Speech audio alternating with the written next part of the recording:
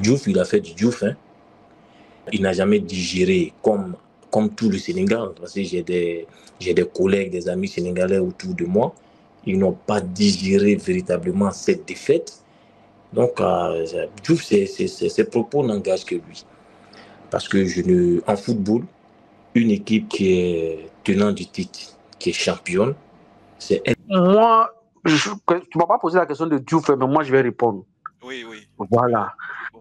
Parce que ce gars-là, il n'a jamais aimé, il a été toujours jaloux de cette équipe, de cette nation qu'on appelle Côte d'Ivoire en matière sur le plan footballistique. Depuis le temps de Drogba et autres, c'était comme ça. Il sortait des bouts de phrases comme ça pour essayer de titiller un peu. Donc, qu'il arrête son hypocrisie là. Aujourd'hui là, même ceux qui sont pointés du doigt comme les favoris là, qu'on veut dire le Maroc, ils ont peur.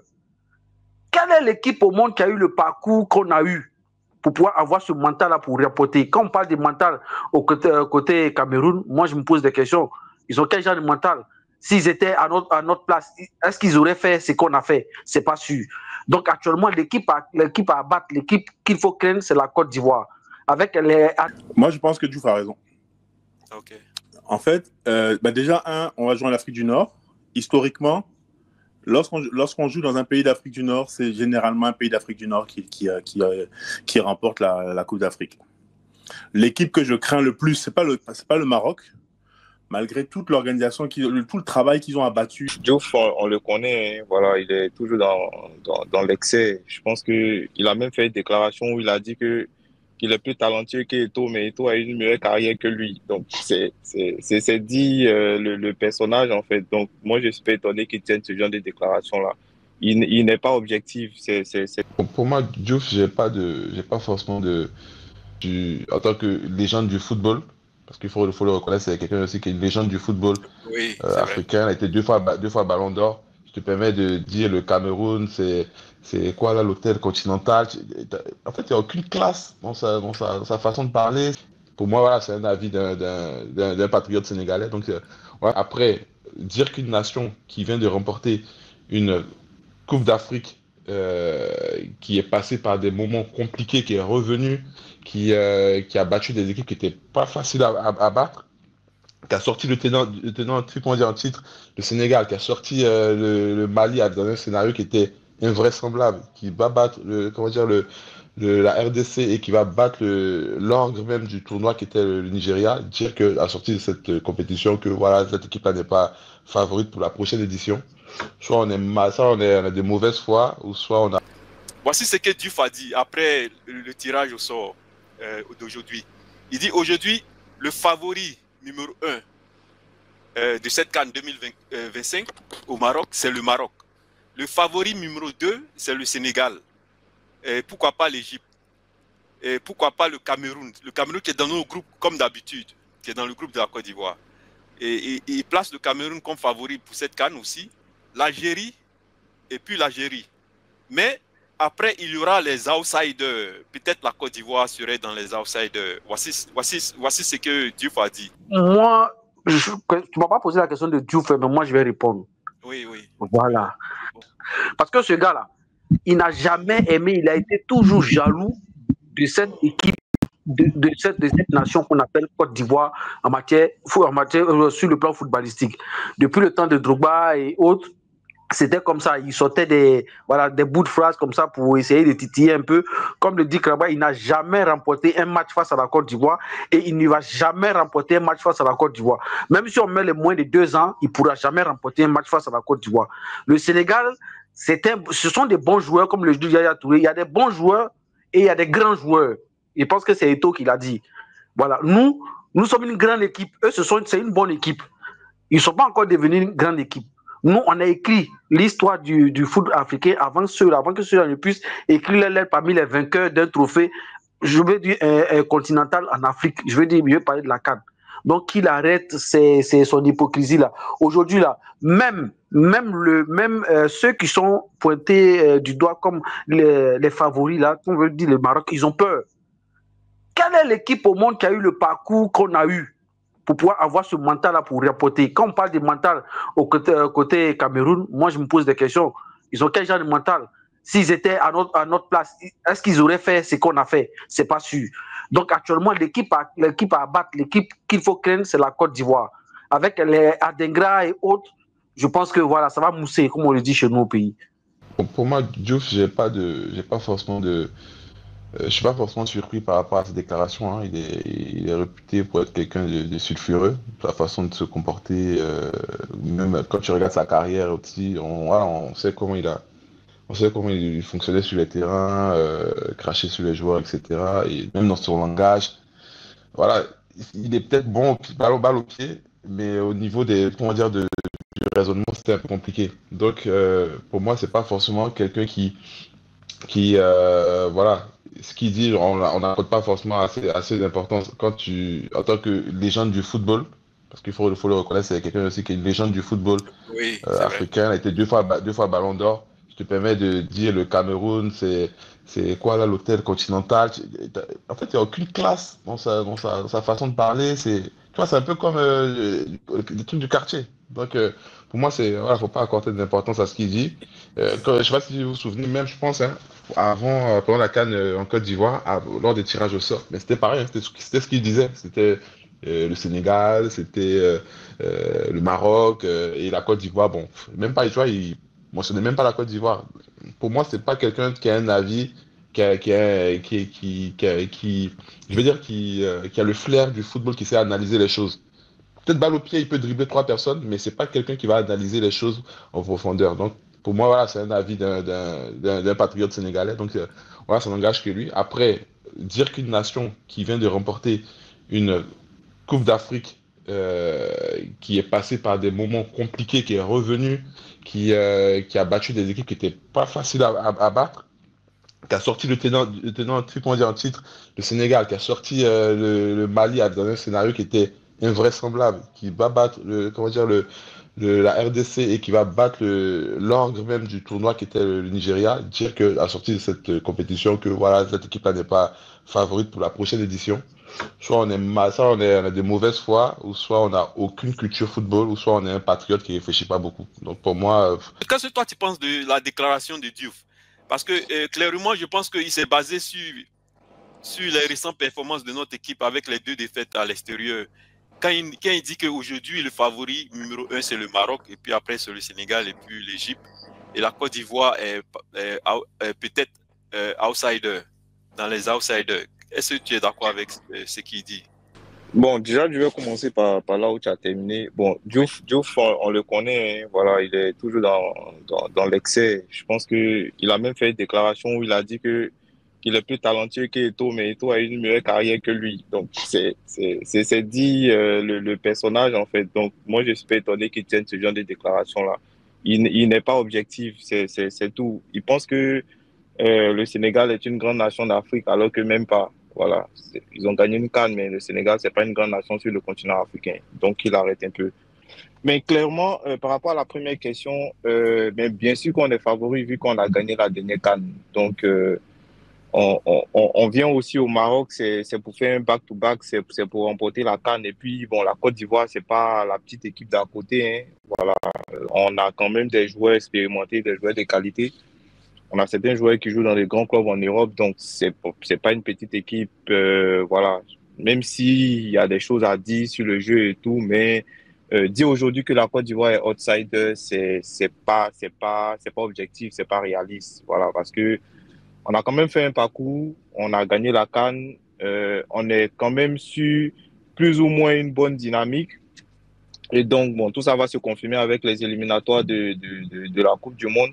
Donc, oui, pour moi, on est clairement l'équipe à battre. Voilà, on est clairement l'équipe à battre, que ce soit pour le Cameroun, que ce soit même pour le Maroc, ou bien même pour le Sénégal. Voilà, on est clairement l'équipe à battre parce que la victoire qu'on a eue sur le Sénégal, personne ne nous voyait gagner ce match-là et ça a laissé beaucoup de traces voilà, chez les Sénégalais. Donc. Moi, je pense que Diouf a raison. Ok. En fait, déjà, on va jouer en Afrique du Nord.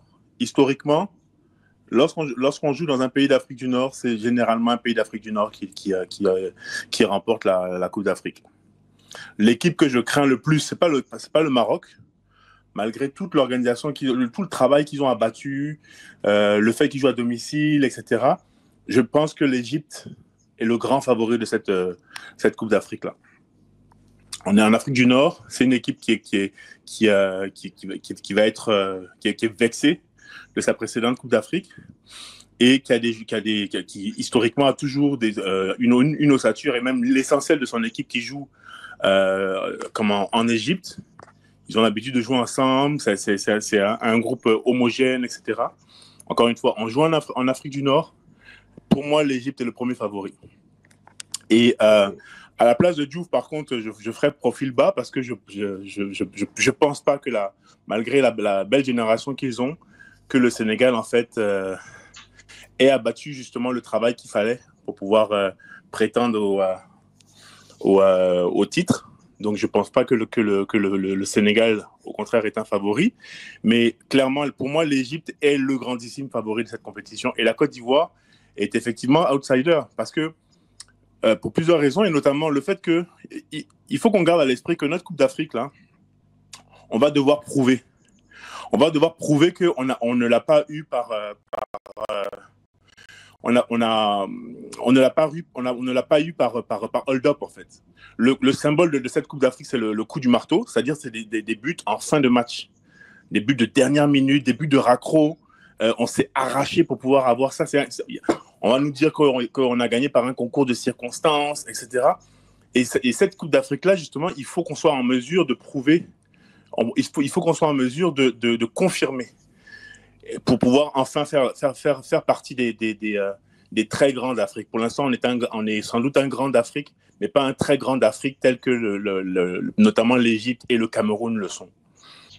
Tu ne peux pas remporter une compétition majeure et puis tu vas défendre ton titre et tu n'es pas favori. Ça n'existe nulle part.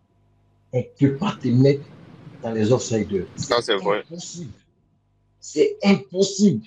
En ce moment-là, donnez-moi la définition d'un favori. Non seulement tu es favori, tu es tenant du titre et puis tu es trio de têtes. Tu fais partie des têtes de poule. Quand on dit tête de poule, ce sont les équipes qui sont les favoris. Les six premiers têtes de poule, c'est les équipes-là qui sont favoris. Maintenant, dans l'ordre, on va toujours mettre le pays organisateur parce que ça se joue chez lui. Et les autres là, on ne peut pas les mettre en ordre. Maintenant, quand Marc me dit que c'est l'Égypte, oui, l'Égypte, c'est une grande nation. Oui, je suis d'accord, c'est vrai. Mais l'Égypte, là, les CAN qu'elle a remporté, là, elle a organisé 4 fois chez elle, elle a remporté. Il faut mettre ça dans les critères. Ils avaient des CAN à 8. Comme on appelle ça, comme tout à l'heure, tu viens de dire que c'est un miracle pour la Côte d'Ivoire, mais si toutes les équipes qui remportaient chez elles, donc on va dire que c'est un miracle alors. Et puis je vais plus loin. Marc, tu avais dit dans nos précédents débriefs que la Côte d'Ivoire, on sait dans quelles conditions elle a remporté. Mais nul n'a une chance infuse. Peut-être que toi, tu as une chance infuse. Tu vas nous donner, à la fin du débrief là, qui sera le prochain vainqueur de la CAN. Et puis moi, je vais adhérer à ta religion, si tu vas me dire ça. Parce que quand une compétition commence, toutes les équipes vont pour gagner. Maintenant, il y a des équipes. Quand tu parlais de tes favoris, tu as oublié une équipe qu'on appelle le Ghana. Elle a dominé l'Afrique. C'est pas parce qu'aujourd'hui, elle n'est pas régulière. Quand tu vas parler des équipes, tu ne vas pas la mettre dedans. Il faut aussi la mettre dedans parce que le Cameroun aussi est dans ce dos-là. Le Cameroun ne joue rien.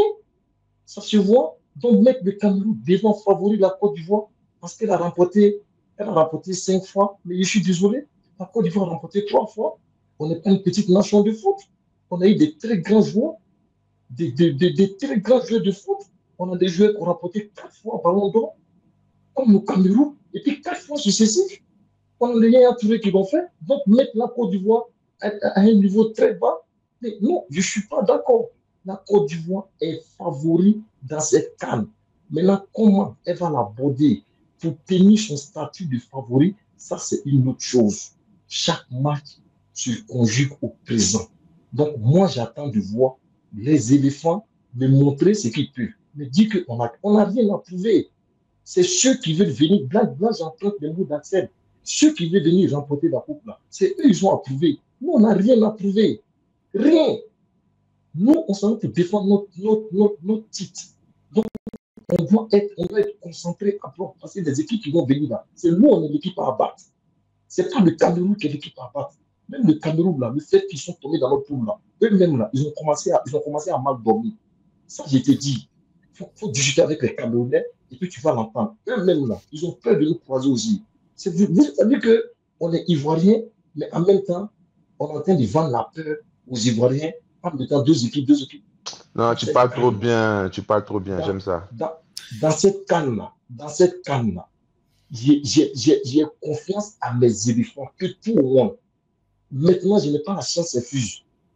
J'attends de voir le premier match, comment ils vont jouer. J'ai toujours dit, quand la Côte d'Ivoire joue là, le seul problème de la Côte d'Ivoire, c'est la Côte d'Ivoire elle-même.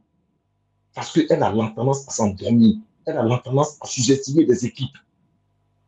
Tu as parlé d'expérience durant les matchs de la qualification. Et ça, c'est Axel qui te fait dire ça. Parce que dans toutes les équipes au monde, il faut faire une série de victoires. Il y a un trou d'air, un moment qui te fait revenir sur terre parce que tu atteins les sommets. Il n'y a pas sommet de sommet. Quand tu atteins les sommets, là, il faut que tu reviennes sur terre pour comprendre. Et la Côte d'Ivoire, c'est arrivé au bon moment. Pendant des qualifications où on s'est qualifié, maintenant on va à une compétition où les enfants sont conscients qu'ils ne doivent plus faire d'erreurs. Et frère MS, je pense qu'il a compris qu'il va plus nous ramener Élie Bailly pour nous parler d'expérience. En parlant d'expérience, on a une équipe qui est jeune, n'a pas d'expérience. Mais une équipe qui est jeune qui a remporté une canne chez elle. C'est quelle expérience on veut parler? On a vu Yamil Yama, il est jeune, il a remporté, il a joué final des Coupes d'Europe. Il a fait gagner sa nation. On ne peut pas dire qu'il n'a pas d'expérience. On a vu que même Messi, commencé très jeune, gagner des compétitions. Donc, pour vous, l'expérience, c'est quoi? Il faut être vieux d'un domaine pour dire que tu as l'expérience en football. Là. Celui, quand il y a ça dans tes pieds, c'est ce qu'on connaît. En football, l'expérience, on ne parle pas de ça. C'est dans autre travail, on parle d'expérience. Mais en football, c'est dans tes pieds ou c'est pas dans tes pieds. Quand c'est dans tes pieds, même si tu es jeune, c'est dans tes pieds. Donc, les yeux dosés, on a Eric Bailly, on a dit la expérience, c'est pour ça qu'il est venu. Qu'est-ce qu'il a foutu? Il était le plus expérimenté, mais c'est lui d'après qu'on a fait un mauvais résultat. Et son expérience, cette équipe-là, elle a de l'expérience. Mais le seul problème pour elle, elle doit rester concentrée. Encore une fois, déjà, lorsque la Grèce a gagné, elle n'était pas favorite pour la compétition suivante. Lorsque le Portugal a gagné, il n'était pas favori pour la compétition suivante. Quand on parle de favoris, c'est simplement... Ça veut évidemment pas dire que je souhaite que l'Égypte gagne, on est d'accord. Et deux, c'est tout à fait possible que c'est même le plus possible même, hein, peut-être, que l'Égypte ne gagne pas et que la Côte d'Ivoire gagne. C'est tout ce que je souhaite d'ailleurs. Tu n'as pas besoin d'être favori pour gagner, hein, Marc. Absolument, mais c'est ce que je dis. Et d'ailleurs, DN, par exemple, a écrit un message qui est très vrai. Ça fait 15 ans qu'ils n'ont pas gagné. Donc, ils ont eu beau gagner 4 fois, 5 fois, ou même pas 7 fois. Ça fait longtemps qu'ils n'ont pas gagné. Donc, mais tout de même, si on se base sur l'histoire, etc., et le football, le sport professionnel, mais le football en particulier, est très, très, très, très, très sensible en fait à l'histoire. C'est un sport qui est très conservateur. Regardez la Coupe du Monde, ceux qui gagnent sont une poignée. On a l'Argentine, on a le Brésil, on a la France, l'Allemagne, l'Italie. Voilà, le football, c'est un sport qui est très conservateur. Et quand je parle d'expérience, je parle pas de l'expérience d'un joueur. Je parle de l'expérience d'un groupe, mais même l'expérience d'un pays. Et l'exemple du Cameroun, justement, est un parfait exemple. C'est un pays qui a la culture de la gagne en lui. Il l'a acquise au fil des ans. Et ça se vérifie de manière régulière. C'est un pays qui est capable, en pleine crise, de sortir de nulle part et finalement d'avoir des résultats. Cette culture-là, elle s'acquiert au fur et à mesure. C'est de cette expérience-là dont je parle. Mais, ok, merci. Voilà. Merci, Marc. Je pense que tu as été clair. N'oubliez pas que le Ghana avait cette culture-là, mais maintenant, le Ghana n'arrive même plus à se qualifier à une carte. Merci pour le rappel. Oui, pour moi, il faut faire attention à cette affaire de favoris. quand on dit favori, là, lui-même, il a pris un bon exemple, Marc. Que ce soit la Coupe du Monde, que ce soit la CAN, que ce soit l'Euro, parce que là, on parle de foot, c'est parce que toujours les favoris là qui gagnent. Maintenant, on peut être favori et puis ne pas gagner. Ça arrive. Voilà. À la CAN 92, on n'était pas favori, mais on a gagné. L'Euro 92, le Danemark a été repêché. Ils n'étaient absolument pas favoris, mais ils sont allés gagner. Voilà. En 2004, la Grèce n'était pas favorite, mais elle allait gagner. Mais ça, ce sont des faits, ce sont des accidents du parcours. Parce que quand on prend l'historique de ceux qui remportent, ça tient à 7 ou 8 équipes en 50 ans, 60 ans de compétition. C'est pour ça que chaque fois, on revient toujours sur les favoris. Parce que bien souvent, dans 90% des cas, c'est toujours un ancien vainqueur qui gagne. Voilà, c'est toujours un ancien vainqueur qui gagne. Pour moi, si le plus gros outsider en Afrique actuellement, là, c'est le Ghana. Ça fait 82, mais ça remonte, ça date. C'est un autre monde. On parle d'une période où on était à 4 équipes, 8 équipes. Quand le Ghana gagnait sa dernière CAN, le Cameroun n'avait pas encore une CAN. Donc, clairement, pour moi, depuis un certain nombre d'années, même quand le Ghana, même s'il participe régulièrement, moi, je ne les mets jamais dans les favoris. Parce que oui, ils ont joué 3 finales, mais ils sont un peu comme ils sont devenus une équipe quelconque, comme le Mali, le Burkina. Ce sont des équipes qui, sur une génération, peuvent arriver en demi-finale, en finale. Mais tu as le sentiment qu'il leur manque quelque chose depuis qu'on est passé à 12, et puis ensuite à 16, et puis ensuite à 24, là. Il leur manque quelque chose pour pouvoir, justement, décrocher le Saint Graal. À l'époque où ils dominaient le foot, là, on était à 8 équipes. Et à l'époque même, c'est une équipe qui dominait tout. On les appelait les Brésiliens d'Afrique. Ils peuvent décider ce match-là, que tous les joueurs de l'équipe-là jouaient le pied droit, et puis le match qui suit, que tous les joueurs de l'équipe-là jouaient le pied gauche, parce qu'ils ils jouaient tous des 2 pieds depuis le gardien. Non, ça date d'une autre époque. Ah. Ils ont joué 3 finales, 92, 2010 face à l'Égypte, 92 face à nous, et puis 2015 face à nous. Mais jamais ils n'ont pu soulever. Donc, c'est eux qu'on peut appeler outsiders. Maintenant, une équipe qui gagne régulièrement la CAN, qui va très régulièrement en demi-finale ou en finale, quand elle ne gagne pas, qui fait partie du cercle très restreint des équipes qui ont au moins 3 CAN, elles sont 5. Ah, donc, c'est par rapport à tout ça, à ce vécu-là, qu'on dit que l'équipe est favorite.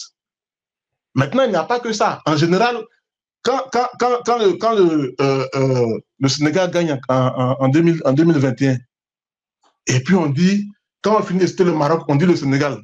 C'est pas parce qu'ils ont 3 CAN, mais parce que c'est le champion en titre. Quand on gagne la CAN 92, pour laquelle on n'était pas favori, en 94, on est favori. C'est vrai qu'on ne la gagne pas, mais on sort en demi-finale face à l'équipe que je causais comme la meilleure équipe nigériane de tous les temps et l'une des plus grandes équipes de tous les temps d'Afrique, là. Quand on voit tout ce qu'ils ont gagné, tout ce qu'ils ont fait à la Coupe du Monde, 94, 98, les JO qui remportent en battant chaque fois l'Argentine, le Brésil, l'Espagne et autres. Non, voilà. Donc, on termine au tir, on perd au tir au but en demi-finale, mais clairement, à la CAN 94 en Tunisie, on est désigné comme la meilleure équipe. On a le prix de meilleure équipe. Pourtant, on perd en demi-finale, voilà, ça se solde par un 2-2, on s'en va perdre au tir au but. Mais parce qu'on a. Donc c'est une constante. Voilà, donc il ne faut pas prendre des exemples. La Grèce ne peut jamais être favori d'un euro. Le Danemark ne peut jamais être favori parce qu'ils ont gagné dans l'histoire une fois de manière accidentelle. Mais quand on regarde le parcours de certaines nations, donc cette histoire des favoris-là, il y a une histoire. Maintenant, pourquoi de mon point de vue, moi ça ne me dérange pas qu'on cite l'Égypte, mais de mon point de vue, le Maroc fait partie des favoris pour aller à une Coupe du Monde, mais moi je ne les mets pas dans les principaux favoris pour une CAN. parce qu'ils ont souvent déçu. Ils ont toujours de bons joueurs. Moustapha Hadji qui est venu là, il a été ballon d'or, machin. Mais ça fait plus de 50 ans, 1976. Ils ont toujours, en 2006, on s'en va jouer en Amérique du Sud, pardon, en Afrique du Sud, du Nord.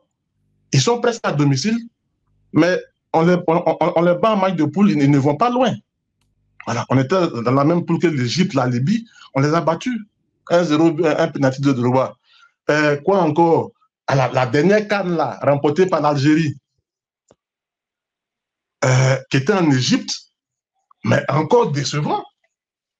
Ils se font battre au premier tour par quelle équipe? Le Bénin, qui est une équipe qui est totalement irrégulière, qui se qualifie même à la CAN par accident. Ils n'ont que 5 participations sur près d'une trentaine d'éditions. C'est par le Bénin qu'ils se font battre. Voilà. L'Égypte s'est fait sortir en 8e de finale par l'Afrique du Sud. Donc, moi, clairement, cette histoire de quand ça se joue en Afrique du Nord, c'était vrai avant. Mais aujourd'hui, c'est pas forcément. Il y a deux choses, effectivement, là où je suis d'accord, peut-être, qui sont pas faciles à réaliser. Voilà. C'est déjà vu, mais c'est clairement, c'est pas facile. Gagner, faire le back-to-back, et puis gagner à domicile. Quand on dit qu'on a gagné par accident, écoute, moi, je trouve que c'est un peu réducteur pour nos joueurs. Parce que, encore une fois, c'est vrai. Moi, je suis d'accord avec toi, hein, sur ça. Je suis d'accord avec toi. Par un coup du destin, voilà, le Maroc participe quelque part. Il fallait prendre les 3 points. Hein. Voilà, parce que à l'issue des matchs, même du premier tour, il y avait beaucoup de grosses équipes là qui avaient fait des nuls, qui avaient perdu le match. Voilà. Il y a plein d'équipes qui ont fini le premier tour à 2 points. Donc, être capable, même si ça peut être considéré comme insuffisant, de gagner son premier match là, c'est ça qui nous... Si on n'a pas gagné le premier match là, jamais on ne se qualifie. Même si le Maroc, derrière, ça va gagner, ça va battre la Zambie 10-0. Maintenant, après, tout ce qu'on a fait des 8e de finale jusqu'en finale, on ne le doit à personne. Bien sûr, il y a eu la ferveur populaire, mais sur le terrain, on ne le doit à personne. Et ce n'est pas vrai de dire que le Sénégal nous a... Il y a une seule équipe qui nous a dominés outrancièrement. Si tu ne reconnais pas ça, tu n'es pas objectif, c'est le Mali. On a été ballotté. Mais sinon, on a fait jeu égal avec le Sénégal. À aucun moment, on a été dominé. Quand on a vu l'entame des matchs, on a le sentiment qu'ils nous marcheraient dessus.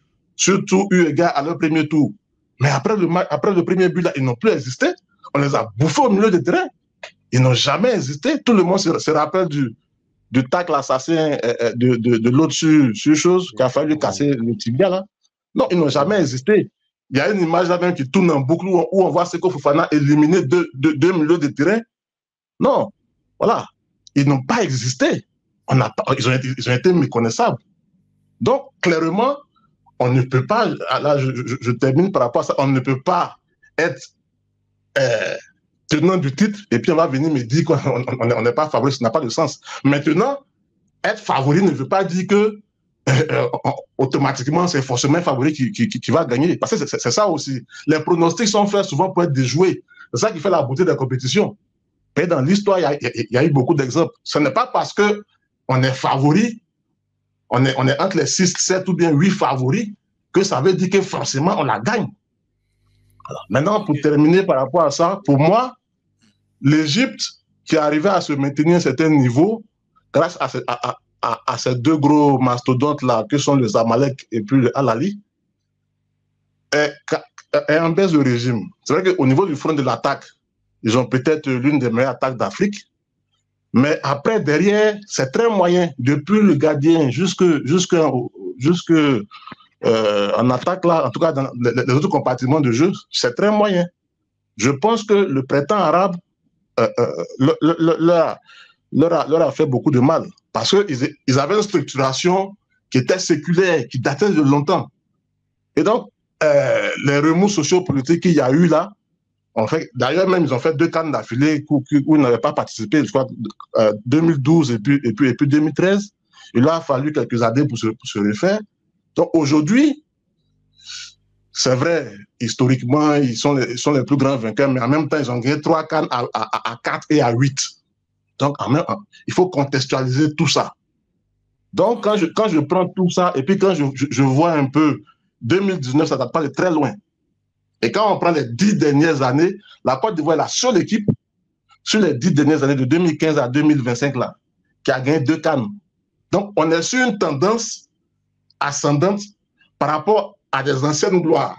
Donc, l'histoire, c'est bien, ça nous renseigne sur le futur, mais l'histoire récente nous donne plus d'éléments. Donc, aujourd'hui, l'Égypte ne me semble pas aussi conquérant que ça. Même s'ils gagnent une CAN, ça ne sera pas avec le sentiment de domination absolue, d'hégémonie qu'ils avaient avec la génération 2006 à 2010. Okay. Aujourd'hui, on fait figure d'épouvantail. Il ne faut pas qu'on minimise notre équipe. Quand Krangba dit que la Côte d'Ivoire est son propre adversaire, mais je suis absolument d'accord avec lui. Si on élève notre niveau de jeu chaque fois et qu'on se met en mode patron, mais les autres vont trembler. Mais ça ne veut pas dire qu'on doit rentrer sur un terrain en se disant que les autres ne valent rien. Et puis ceux qui vont suivre ce direct après, on va leur demander de laisser un commentaire pour nous donner votre avis dans le chat. Pour ceux qui vont regarder ce direct après, comme d'habitude, likez, partagez et abonnez-vous et on se revoit dans le prochain direct.